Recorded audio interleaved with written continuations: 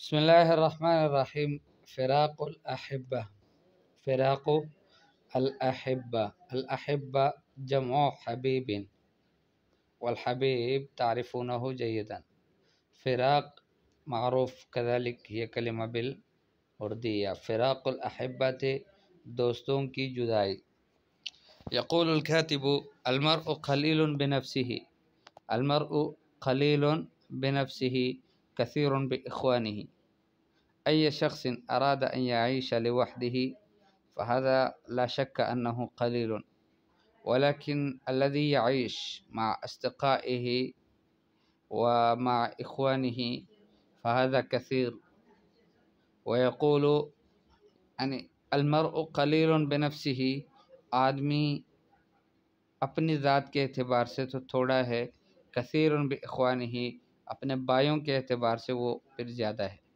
ولیس کثیرا الف خل وصاحب، ہزار دوست، ہزار ساتھی یہ زیادہ نہیں ہے. کسی کے اگر 1000 دوست ہے، 1000 ساتھی ہے، تب بھی یہ اس کے دوست کم ہیں.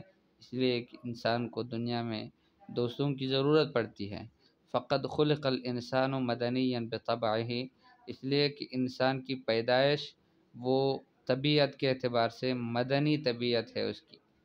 مدنی اس کا مطلب یہ ہے کہ وہ چاہتا ہے کہ لوگوں میں رہے، عوام میں رہے، شہر میں رہے، لوگوں کے ساتھ مل جل کر رہے.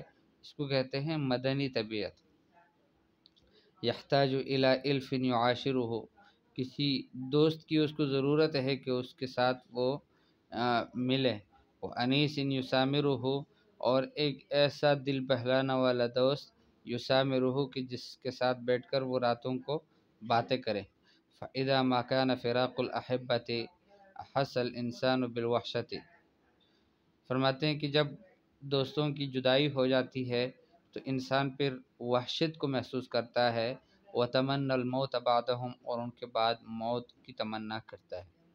وللامام الشافعی احبة فارقهم في رحلته، امام شافعی رحمہ اللہ کی بھی کچھ دوست تھے کہ جو ان سے ان کے اسفار میں جدا ہوئے.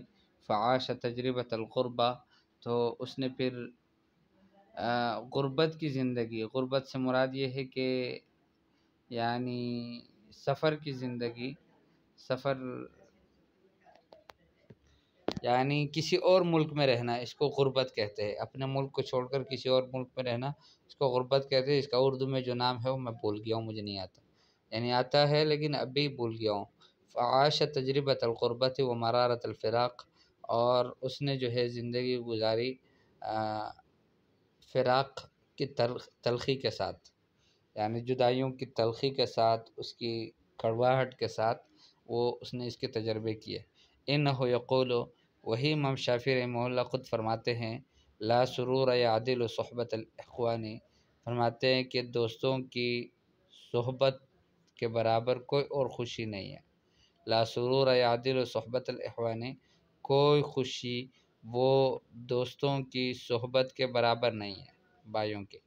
ولا غم یعدل فراقہم، اور نہ کوئی ایسا غم ہے کہ جو ان کی جدائی کے برابر ہو.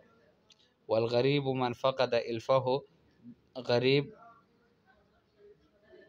یعنی غریب شخص وہ ہے جو اپنے دوست کو کھوئے.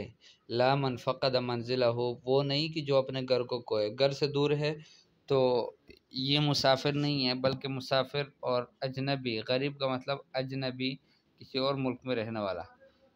تو فرمایا کہ غریب شخص اجنبی وہ نہیں ہے کہ جس کا گھر نہیں ہے. اجنبی تو وہ ہے کہ جس کے دوست نہ ہو. ويقرر حسرته على فراق الالف في البيتين الآتيين، اور وہ اپنی حسرت کو ثابت کرتا ہے دوستوں کی فراق پر آنے والی ان بیتوں میں. اور وہ کہتے ہیں: وحسرة للفتى ساعة يعيشها بعد اودائه، عمر الفتى لو كان في كفه رمى به بعد احبائه.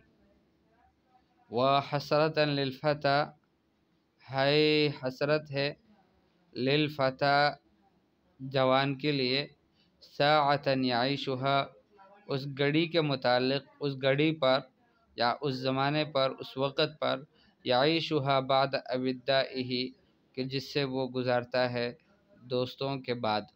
اس کے دوست نہیں ہیں، اب اس کے بعد جو ہے وہ جو وقت گزارتا ہے اس پر حسرت ہے، افسوس ہے. عمر الفتى لو كان في كفه، انسان کی، جوان کی عمر جو ہے یہ اگر اس کے اپنے اختیار میں ہوتی، اس کے ہتھیلی میں، اس کے ہاتھ میں ہوتی، رما به بعد احبائه تو وہ اس کو دور پھینک دیتا اپنے دوستوں کے بعد. یعنی اگر دوست نہیں ہے تو پھر اپنے اس عمر کو بھی وہ اپنے پاس نہ رکھتا. مطلب یہ ہے کہ وہ جینا ہی چھوڑ دیتا اور وہ مرنے کو پسند کرتا دوستوں سے جدائی کے بعد. اس لیے کہ اگر دوست نہیں ہے اب انسان کی زندگی کیا زندگی ہوگی. تو اس سے متعلق وہ فرماتے ہیں وَحَسْرَةً لِلْفَتَى سَاعَةً يَعِيشُهَا بَعْدَ أَوِدَّائِهِ عُمُرُ الْفَتَى لَوْ كَانَ فِي كَفِّهِ رَمَى بِهِ بَعْدَ أَحِبَّائِهِ.